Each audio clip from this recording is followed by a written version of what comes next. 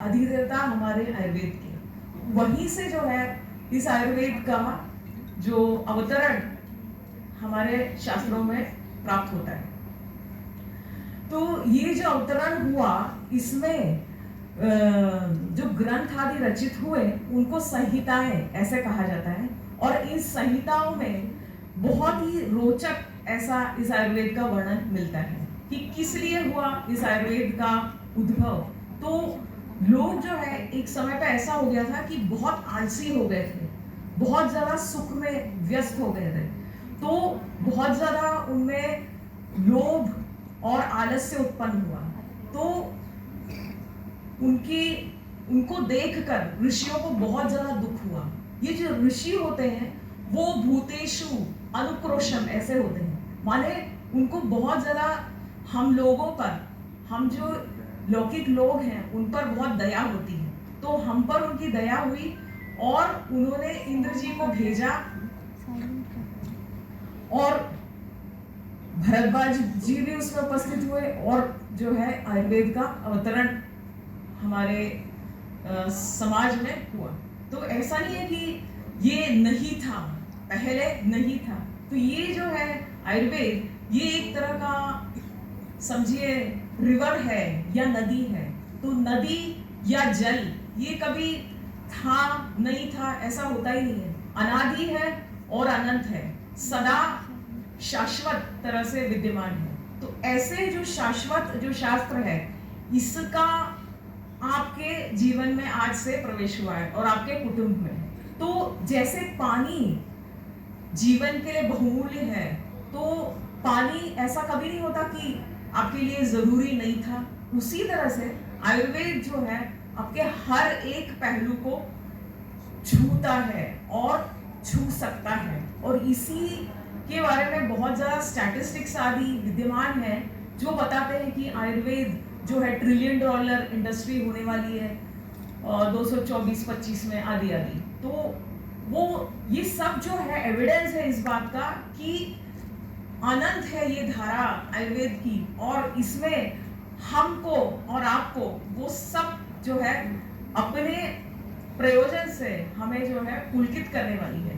ये हम पर है कि हम उसे किस तरह से उपयोग में लाते हैं, हम कितना उसे पढ़ते हैं, कितना उसे आत्मसात करते हैं। गुरु जो है वो तो हमेशा उपस्थित है ये बताने के लिए कि कैसे चलना है। हमारा ये कर्तव्य है कि हम उस पथ पे चले।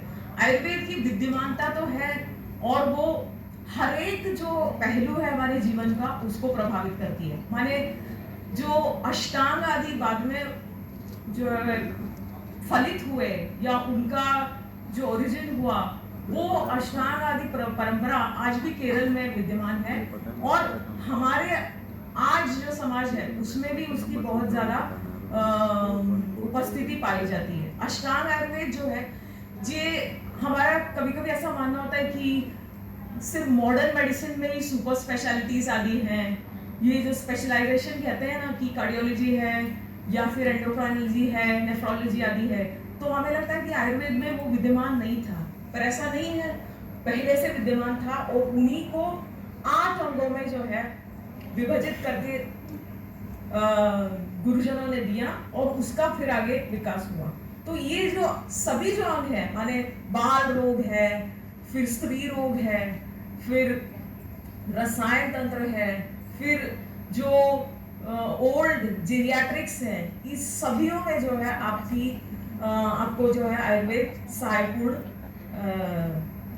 उसकी सहायता प्राप्त होती है।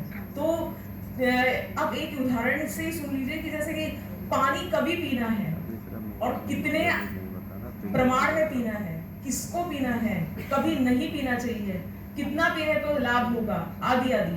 माने ऐसे कह दिया कि यतश्च आयुष्यानि अनायुष्यानि द्रव्य गुण कर्माणि वेदयति आयुर्वेदः। माने जो भी द्रव्य है, जिस चीज की आप कल्पना कर सकते हैं, वो आपके लिए हितकर है या नहीं, इसका जो ज्ञान है वो आयुर्वेद से आपको प्राप्त होगा।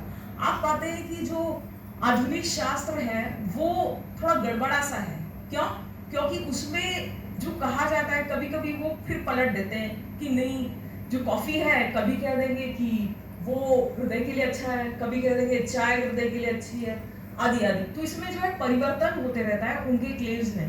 पर हमारा जो शास्त्र है वो डिडक्टिव अप्रोच रखता है, माने इसमें जो सिद्धांत है, जैसे हमने अभी डॉक्टर श्रीवत्स जी को सुना, कह रहे थे त्रिदोष सिद्धांत है, वात पित्त कफ आदि, पांच भौतिक सिद्धांत है, ये करोड़ों करोड़ों साल से जो है वैसे ही उपस्थित है।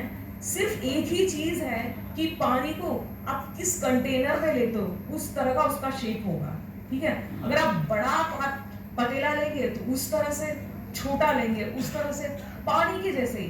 तो ये पानी और आयुर्वेद, ऐसे मैं उसको समझती हूँ, ऐसी उपमा देती हूँ कि जिस तरह से पानी बहुमूल्य है और जीवन के लिए आवश्यक है, उसी तरह से आयुर्वेदो अमृतानाम श्रेष्ठः, ऐसे कह दिया गया।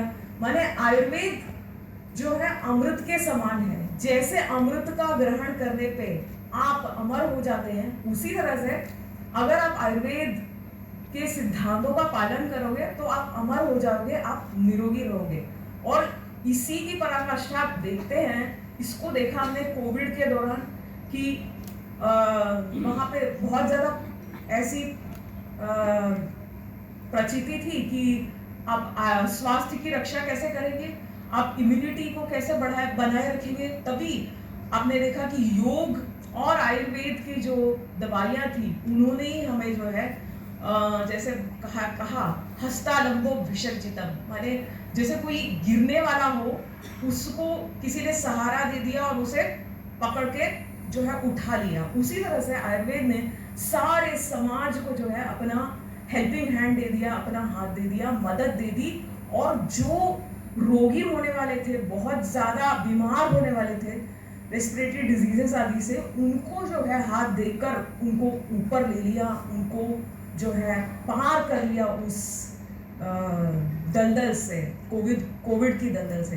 तो हमने आपने ये अनुभव किया हुआ है कि आयुर्वेद जो है एक पुण्यतम वेद है और वो हमारे जीवन को इस तरह से छू सकता है और हमारे जीवन को बहुत ज़्यादा अच्छा और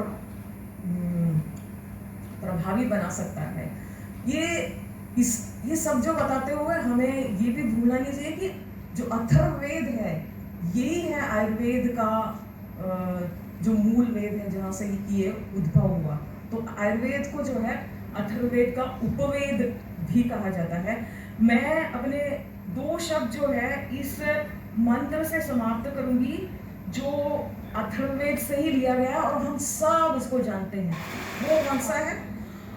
पश्येम शरदशतम् जीवेम शरदशतम् बुद्धेम शरदशतम् रोहेम शरदशतम् भूषेम शरदशतम् भवेम शरदशतम्।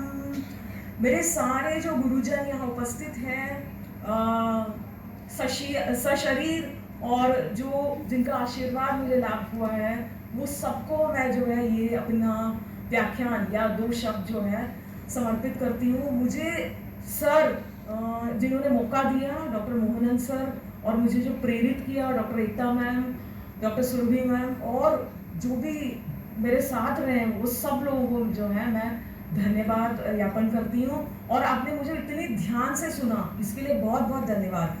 आप लोग आज से जो है आयुर्वेद को अपने साथ साथ पाओगे, ये हम जो है वादा कर सकते हैं। जय हिंद, वंदे मातरम।